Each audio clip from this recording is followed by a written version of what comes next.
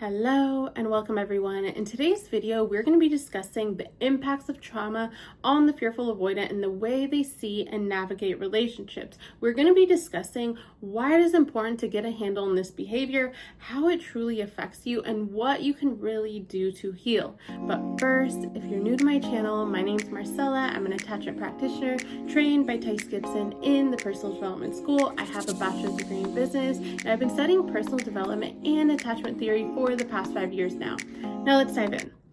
Fearful avoidants tend to have grown up in very chaotic environments. They've usually experienced some form of chaos, trauma, or abuse. Now, when we think of trauma, right, people tend to think it has to be this big traumatic event. And while that is true in one case, we can have what's called big T trauma, where it's like you did experience some major event that deeply imprinted you and impacted you for the rest of your life.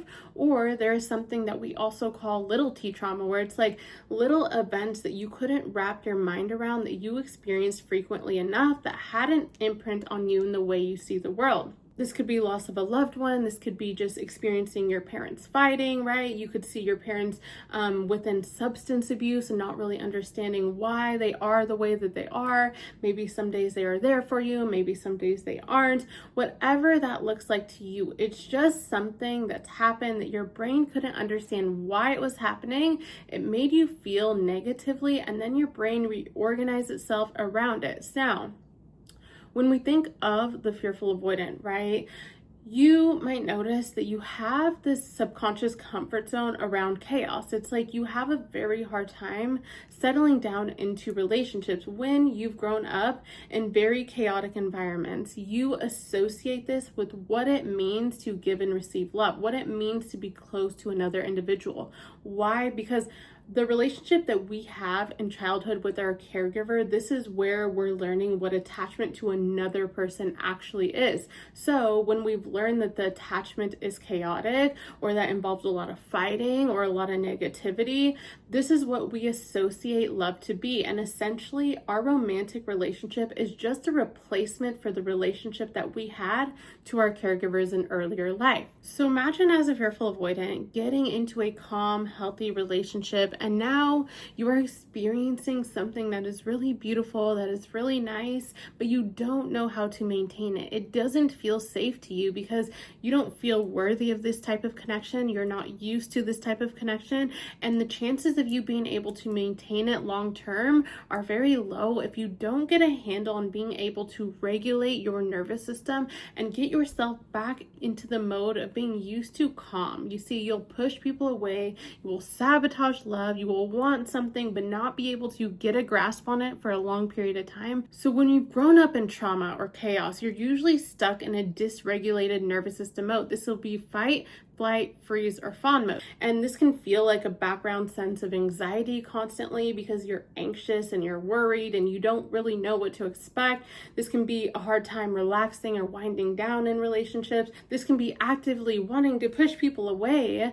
because you don't really know what to expect, and you're afraid of what might happen between you and the other person because you associate the connection between you guys as like being a threat, right? Because in earlier life, the connection that you had with your caregiver, they were a source of love at some points in time, but they were also a source of pain. And so now when you're adult and you're in a relationship, you don't know if your romantic partner is going to always be a source of love. You think that they're also going to be a source of pain, and you're trying to avoid those negative feelings at all costs. Fearful avoidants tend to be very honeymooners. They want to be in this heightened sense of like love and connection all the time. They have a very hard time settling into relationships.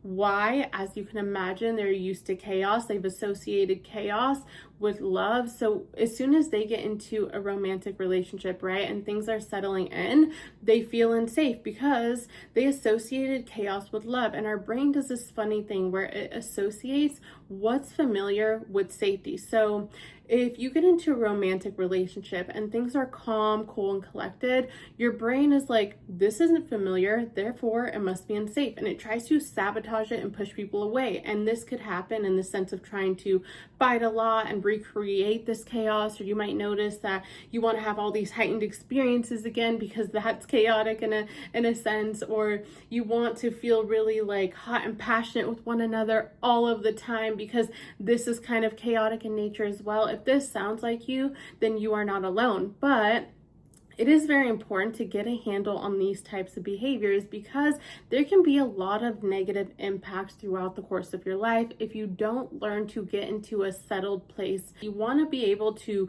get into a relationship that is healthy, that is calm, that is peaceful, and feel okay at that baseline, right?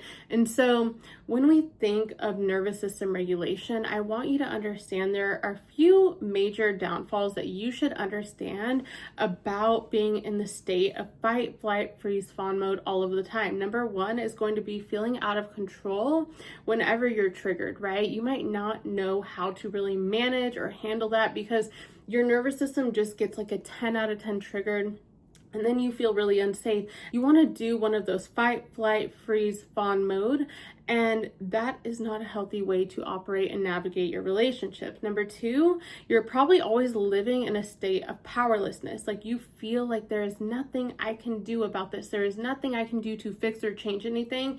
And in fact, it's just a learned state of helplessness because in childhood, right, you didn't really have the power to really change things throughout your life.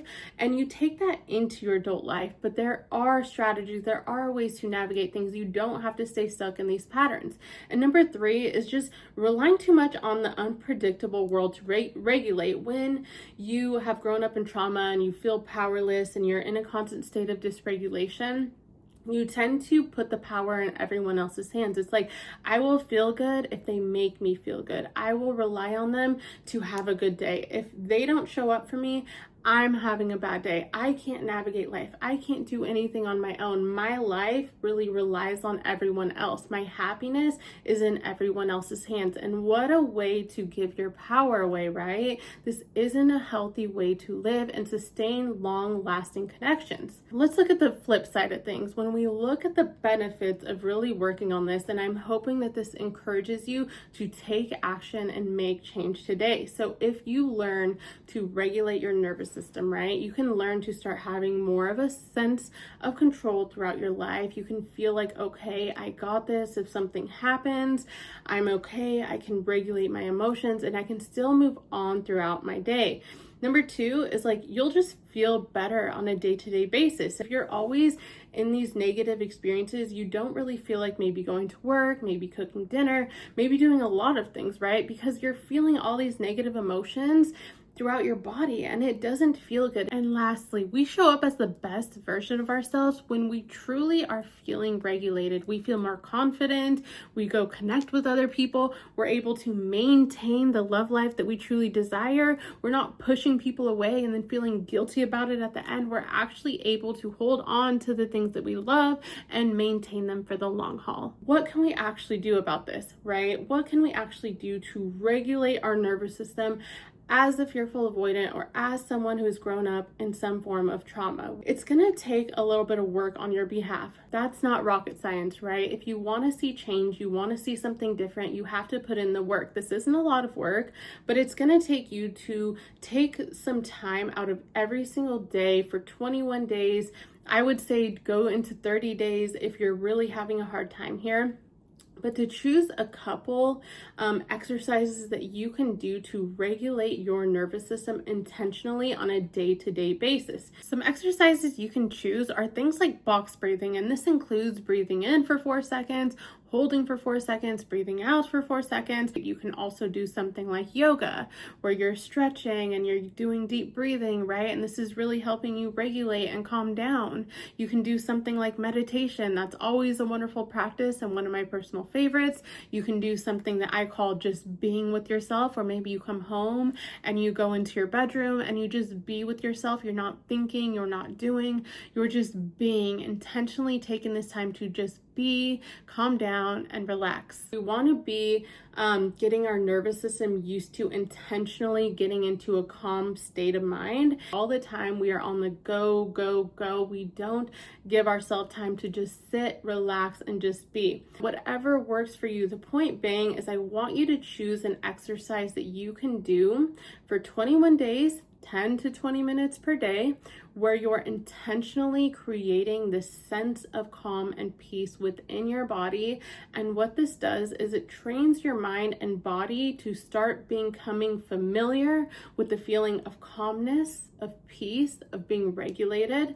And because you're intentionally doing this, your brain says this is familiar, this is safe now. So when you go out into your world and you're in a relationship, right, you're able to be okay with calm. It's okay now, it's not a big deal. So I hope this makes sense. I hope everyone is doing wonderful, sending lots of love. Hit that subscribe button. God bless.